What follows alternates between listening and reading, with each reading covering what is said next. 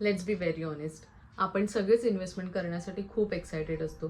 SIPs, mutual fund, stock अशा सगळ्याच ठिकाणी आपण इन्व्हेस्टमेंट करत असतो. बट एक फायनान्शियल स्टेप अशी आहे जी कम्प्लिटली बहुतेक लोक इग्नोर करतात. आणि या इग्नोरन्समुळे एक दिवस आपली जी काही सेव्हिंग असते किंवा आपण जेवढं काम केलेलं आहे ते सगळं आपलं झिरो होऊन जातं. येस, ही जी स्टेप आहे किंवा हा जो फंड आहे तो दुसरा तिसरा कोणताही फंड नसून एमर्जन्सी फंड आहे. आपल्या सगळ्यांकडेच एमर्जन्सी फंड असणं खूप गरजेचं आहे. पण एमर्जन्सी फंड किती असावा? 3 महिन्यांचा, 6 महिन्यांचा की मग 12 महिन्यांचा? हे आपण एका सिम्पल एक्झाम्पल सोबत समजून घेऊया आपल्या पुढच्या व्हिडिओमध्ये. हाय एव्हरीवन, मी Sarika. Welcome to wealth wise Sarika, where we learn together, earn together. Let's begin the video. Just imagine, Monday morning तुम्ही ऑफिसला जाताय. सगळं काही खूप नॉर्मल चालू असतं. पण मग suddenly company down sizing announce करते. किंवा मग असं काहीतरी होतं की काहीतरी घरातून मेडिकल एमर्जन्सी येते.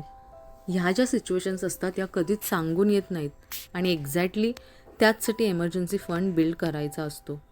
Emergency fund is not N investment, it's your financial safety net. Emergency fund म्हणजे काय? सिम्पल लँग्वेजमध्ये सांगायचं झालं तर एमर्जन्सी फंड म्हणजे असे पैसे जे तुम्ही फक्त एमर्जन्सीसाठीच ठेवता. शॉपिंगसाठी नाही, वेकेशनसाठी नाही, न्यू फोन घेण्यासाठी नाही किंवा कोणते न्यू गॅजेट वगैरे घेण्यासाठी नाही, तर फक्त एमर्जन्सीसाठी. आता मेन क्वेश्चन असा आहे, एमर्जन्सी फंड एक्झॅक्टली किती असायला हवा? सो येस, यासाठी 3 रूल्स आहेत आपल्याकडे. पहिला रूल आहे 3 मंथ्स रूल. जर तुमची इन्कम खूप स्टेबल असेल, रिस्पॉन्सिबिलिटीज कमी असतील, तर तुम्ही मिनिमम 3 मंथ्स एक्सपेन्सेस इतका एमर्जन्सी फंड ठेवायलाच हवा. नेक्स्ट रूल आहे आपला 6 मंथ रूल. पण ऑनेस्टली मोस्ट पीपलसाठी 6 month emergency fund is ideal. Private job, family responsibilities, EMI, kids या सगळ्या गोष्टी जर कन्सिडर केल्या तर 6 मंथचा buffer gives you peace of mind. Third and last rule आहे 12 मंथ रूल. जर तुम्ही फ्रीलान्सर असाल, बिझनेस करत असाल किंवा मग इन्कम रेग्युलर नसेल, स्टेबल नसेल, तर try to build a 12 month of emergency fund because uncertainty जास्त असते. सो आता आपण एका रिअल एक्झाम्पलसोबत हे कॅल्क्युलेशनने बघून घेऊया.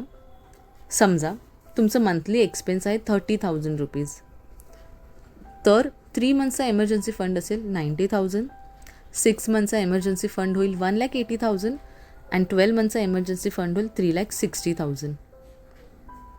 गाईज, तुम्ही नोटीस केलं का, मी सॅलरी अजिबात नाही विचारली, मी मंथली एक्सपेन्सेस विचारले. Because emergency fund is based on your expense, not your income. आता क्वेश्चन येतो, एमर्जन्सी फंड आपण ठेवला तर आहे, पण तो नक्की ठेवायचा कुठे?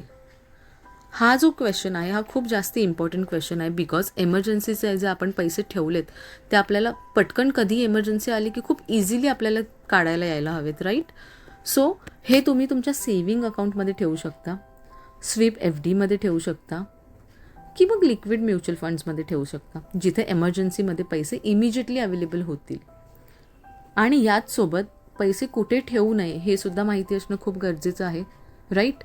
तर तुम्ही स्टॉकमध्ये तुमचे पैसे ठेवायचे नाही आहेत, क्रिप्टोमध्ये पैसे ठेवायचे नाही आहेत आणि लॉंग लॉक इन्व्हेस्टमेंट्समध्ये तर अजिबातच ठेवायचे नाही आहेत. एमर्जन्सी फंडचा पर्पज रिटर्न्स नाही, लिक्विडिटी आहे. हे आपल्याला माहीत असणं खूप गरजेचं आहे. रिमेंबर, एमर्जन्सी फंड तुम्हाला ओव्हरनाईट रिच बनवणार नाही आहे, पण डिफिकल्ट टाईममध्ये फायनान्शियली स्टेबल नक्कीच ठेवणार आहे. इन्व्हेस्टमेंट खूप इम्पॉर्टंट आहे, पण emergency fund comes first. Investment आपलं वेल्थ बिल्ड करते, पण एमर्जन्सी फंड आपला कॉन्फिडन्स बिल्ड करते. दोनही इक्वली इम्पॉर्टंट आहेत.